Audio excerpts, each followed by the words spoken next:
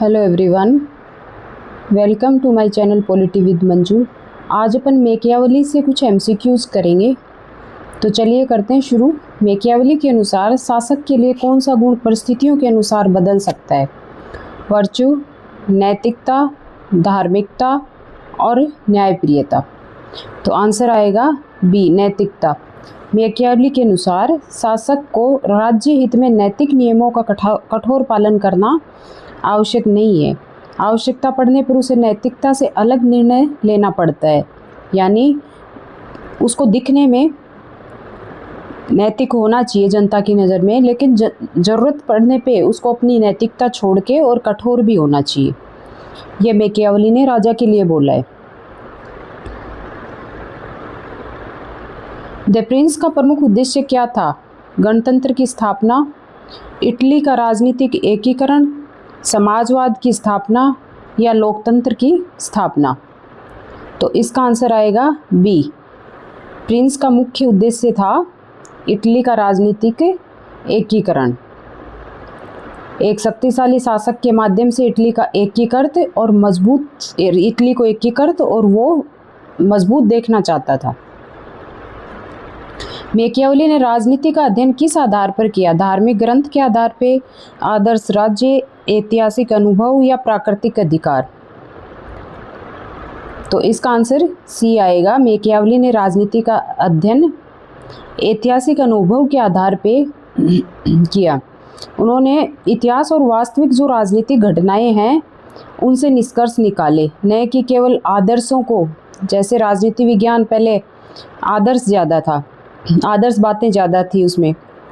उन्होंने अनुभव किया इन चीज़ों को, राजनीति की जो इटली में जो राजनीति की जो उथल पुथल जो घटनाएं हो रही थी उनको देखा और उससे सबक लेके उन्होंने ये बोला कि राजा ऐसा होना चाहिए, राज्य ऐसा होना चाहिए, जनता ऐसा होना चाहिए, ये सब। मैकियावेली के अनुसार राज्य की स्थिरता का सबसे महत्वपूर्ण तत्व क्या है? न्याय, शक्ति, धर्म, समानता। तो उन्होंने शक्ति को राज्य की स्थिरता के लिए सबसे महत्वपूर्ण तत्व माना है। राज्य की सुरक्षा, अस्तित्व और विस्तार शक्ति पर निर्भर करते हैं, ये उन्होंने बोला है। मैकियावेली के राजनीतिक चिंतन का मूल स्वरूप क्या है? आदर्शवादी, नैतिकता, यथार्थवादिता और समाजवादी। तो उनकी राजनीतिक चिंतन का मूल स्वरूप यथार्थवादी है। और उन्होंने मैकियावेली ने राजनीति को जैसी है वैसी समझता है, न कि जैसी होनी चाहिए। जैसे प्लेटो ने, अरस्तु ने, इन सब ने बोला कि राजनीति ऐसी होनी चाहिए, राज्य ऐसा होना चाहिए, शासक ऐसा होना चाहिए। लेकिन उन्होंने राजनीति को जैसी है वैसी ही समझाया है कि ऐसी है राजनीति, ठीक है। और वो उसी तरह से समझता है उसको कि ये चल रहा है, ये है। और जबकि उन्होंने ज़्यादा सजेस्ट किया है कि नहीं, ऐसा होना चाहिए। इन्होंने मतलब एक तरह से अनुभव से देख के इटली की जो दुर्दशा हुई थी उसको देख के फिर सबक लिया था। मैकियावेली के अनुसार शासक को कब वचन तोड़ देना चाहिए? कभी नहीं, जब धर्म अनुमति दे, जब राज्य हित की मांग हो और जब जनता चाहे। तो इसमें जब राज्य हित की मांग हो उस समय राज्य की सुरक्षा और हित सर्वोच्च हैं। यदि वचन निभाने से राज्य को नुकसान हो रहा है तो शासक वचन तोड़ सकता है। ये मैकियावेली ने राजा के लिए बोला है, शासक के लिए बोला है। मैकियावेली किस प्रकार के राज्य का समर्थक था? विश्व राज्य, राष्ट्रीय राज्य, धार्मिक राज्य और नगर राज्य। तो मैकियावेली राष्ट्र राज्य का समर्थक था। वह विभाजित इटली को एक मजबूत राष्ट्रीय राज्य के रूप में देखना चाहते थे।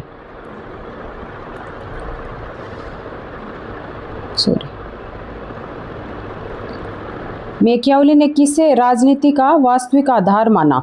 नैतिकता को, शक्ति को, धर्म को, कानून को। तो उन्होंने शक्ति को राजनीति का वास्तविक आधार माना है।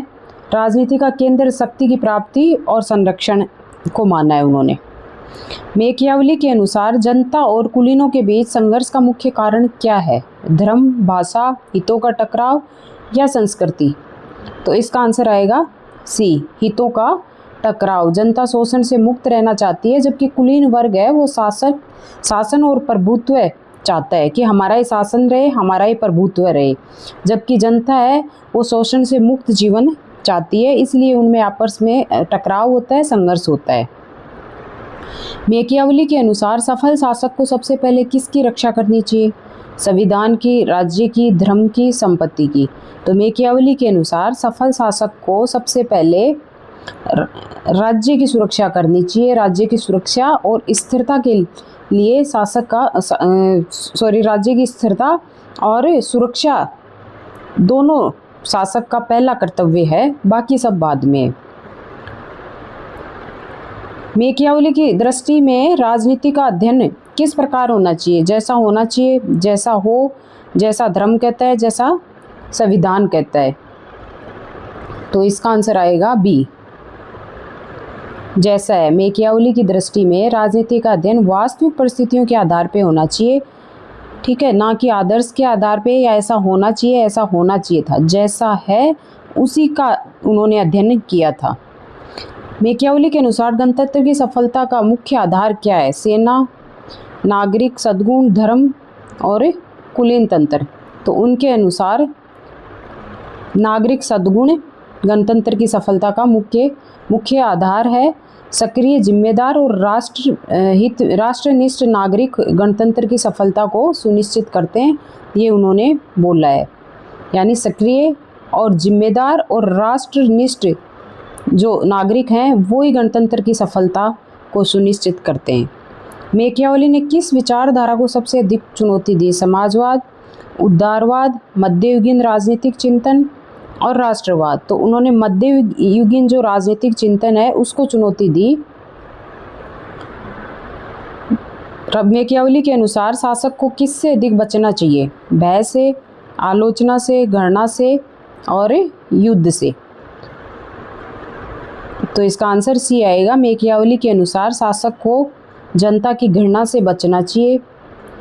शासक का भयभीत होना स्वीकार्य है, लेकिन जनता की घृणा का पात्र खतरनाक बन सकता है।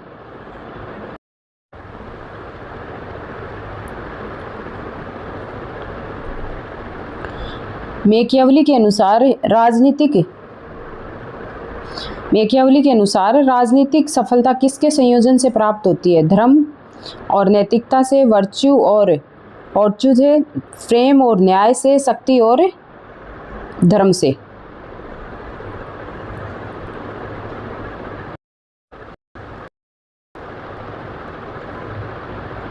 मैकियावेली के अनुसार राजनीतिक सफलता किसके संयोजन से प्राप्त होती है? धर्म और नैतिकता से, वर्च्यू और फॉर्च्यून से, प्रेम और न्याय से, शक्ति और धर्म से। तो बताइए किससे होगी?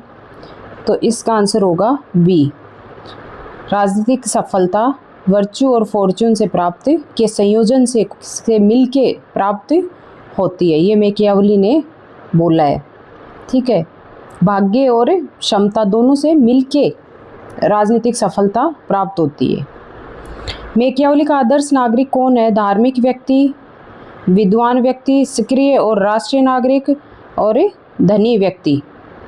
तो मैकियावेली का आदर्श नागरिक सक्रिय और राष्ट्रनिष्ठ नागरिक है। उन्होंने कहा है कि सक्रिय और राष्ट्रनिष्ठ नागरिक पे ही राष्ट्र की सफलता सुनिश्चित होती है, गणतंत्र की मजबूती और सफलता सुनिश्चित होती है।